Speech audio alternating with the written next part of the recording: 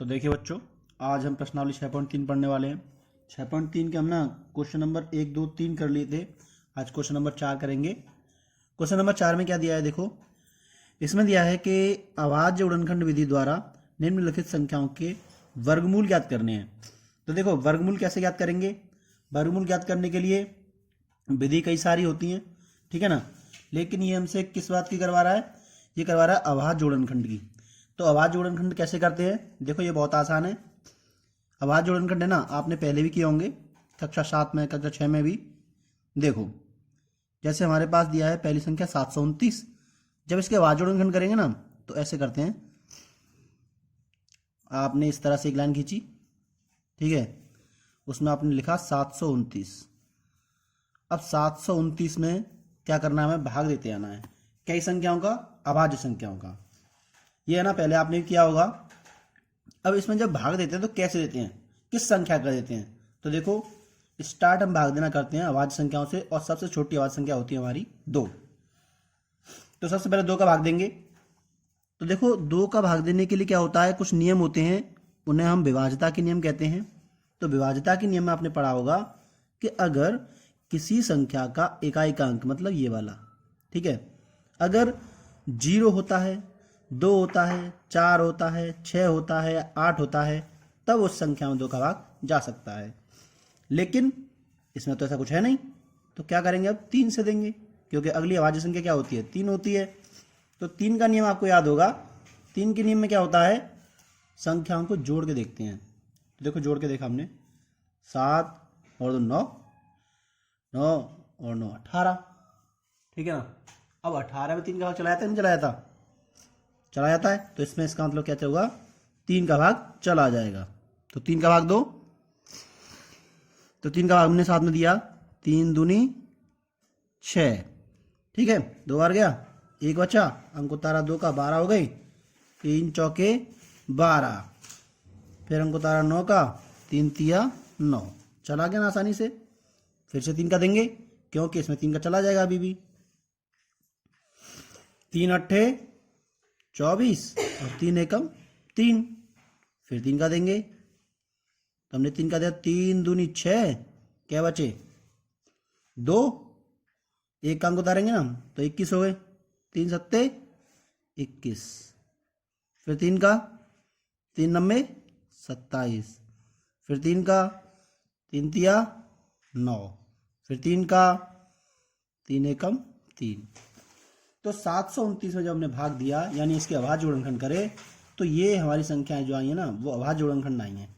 तो 729 के आगे क्या लिख लेंगे, इन सभी संख्या को लिख लेंगे।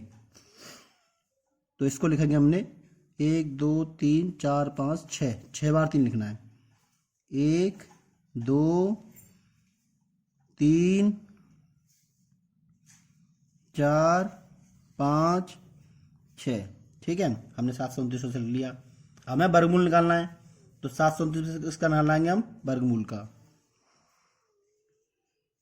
तो ये लगा दिया हमने वर्गमूल का निशान। तो 729 का वर्गमूल करने पर क्या होगा, इन सभी पर लग जाएगा वर्गमूल का निशान। 3 3 3 3, और क्या रह गया, 3 3। तो वर्गमूल हमने किया। तो देखो, वर्गमूल में से वही संख्या बाहर आती है जिसका जोड़ा बनता है। तो देखो, जोड़ा किसका बन रहा है, एक इसका बन रहा है, एक इसका बन रहा है, और एक इसका बन रहा है। तो मतलब 3 संख्याओं का जोड़ा बन रहा है।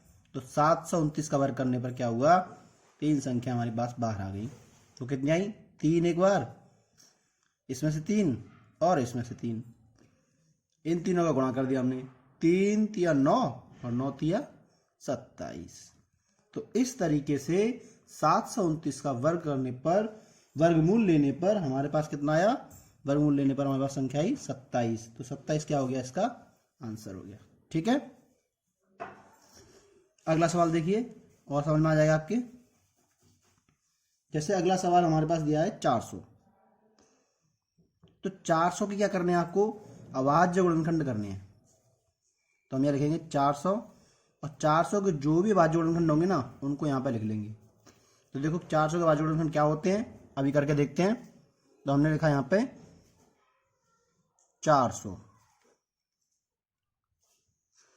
अब 400 के पीछे क्या है, यानी इकाई अंक क्या है 0, तो इसका मतलब क्या होगा, इसमें 2 का भाग चला जाएगा। तो देखो 2 से भाग देंगे, 2 दूनी 4, फिर 2 का 2 एकम 2, फिर 2 का 2 पंजे 10, फिर 2 का भाग देंगे, 2 दूनी 4 और 2 पंजे 10।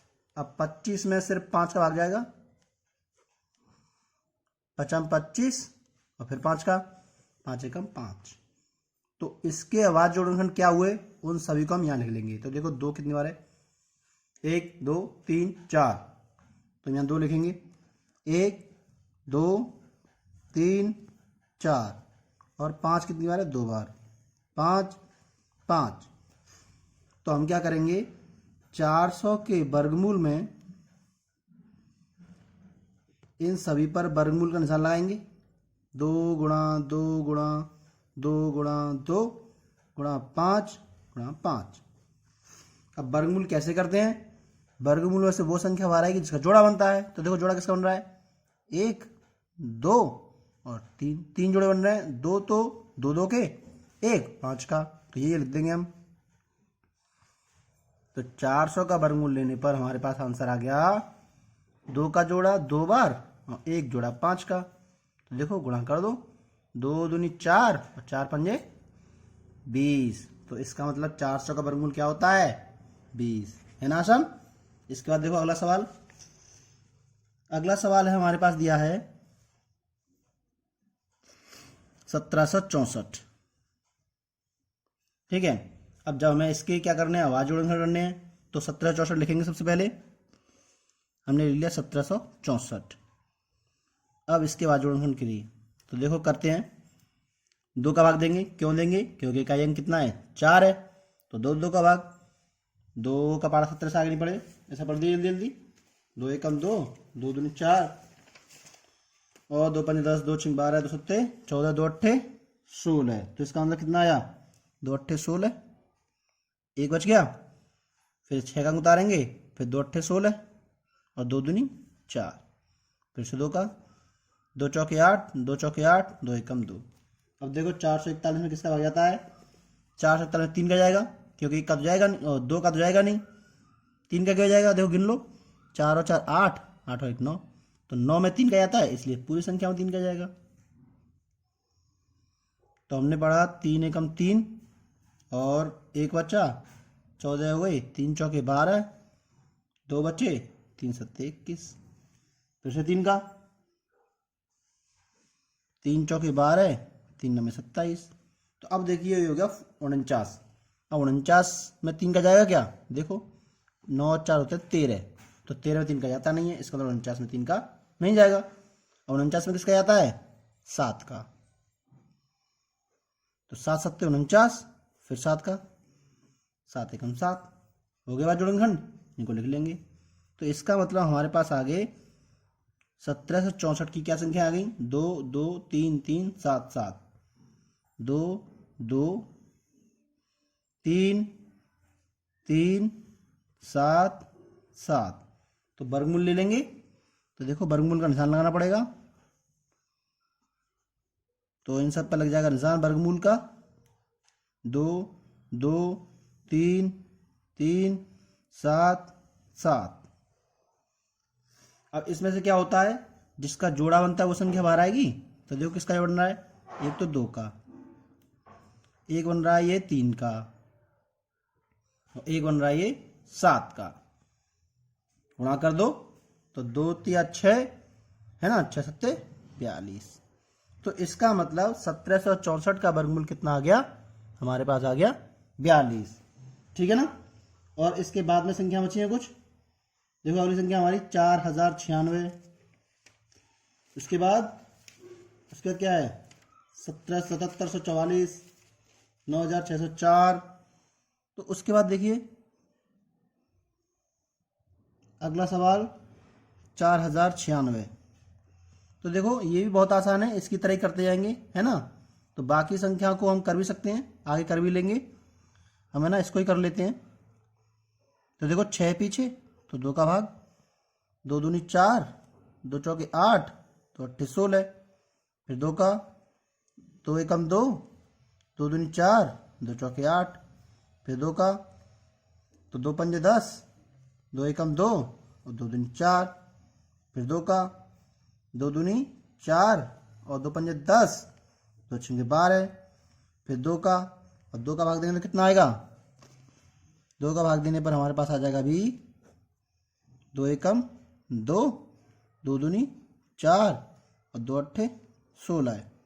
फिर 2 का, तो कितना आ गया? 2 छंगे 12, 2 चौके 8। फिर 2 का, 2 तिया 6, 2 दूनी 4। फिर 2 का, 2 एकम 2, 2 छंगे 12। फिर 2 का, 2 अट्ठे 16। फिर 2 का, 2 चौके 8। फिर 2 का, 2 दूनी 4। फिर 2 का, 2 एकम 2। तो यानी आवाज जो गुणनखंड की हमने 4096 के, तो हर बार 2 का भाग दिया, लेकिन 2 कितनी बार आया है उस सबको लिखना पड़ेगा।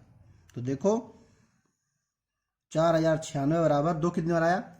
1 2 3 4 5 6 7 8 9 10 11 12। तो 12 बार 2 लिखना पड़ेगा। 1 2 3 4 5 6 7 8 9 10 11 12, इतनी बार भाई 2 आ गया। अब जब हम इसे वर्गमूल लेंगे तो सबका क्या बनाएंगे? जोड़ा बनाएंगे। देखो जितने जोड़े बनेंगे उतनी ही बार 2 बाहर आ जाएगा, है ना। तो हमने बनाया जोड़ा भी, तो हमारे पास आ गया 4096 का वर्गमूल बराबर, तो सब पर वर्गमूल लग गया। तो देखो जोड़ा 1 2 बार, 3 बार, 4 बार, 5 बार और 6 बार। तो 6 बार 2 बार आ जाएगा। 2 2 2 1 2 3 4 5 6। तो 6 बार 2 का गुणा कर दो, कितना आएगा आंसर? 2 दूनी 4, 4 दूनी 8, 8 दूनी 16, 16 दूनी 32, 32 दूनी 64। तो इसका मतलब ये हुआ कि 4096 का वर्गमूल करने पर संख्या कितनी आती है हमारी? 64 आती है। ये हमारा आंसर हो जाएगा। ठीक है ना। तो इस तरह से बाकी जितने सवाल बचे हैं ना, सब हम कर लेंगे। फिर भी नहीं आएगा तो हम पूछ लेंगे। ठीक है।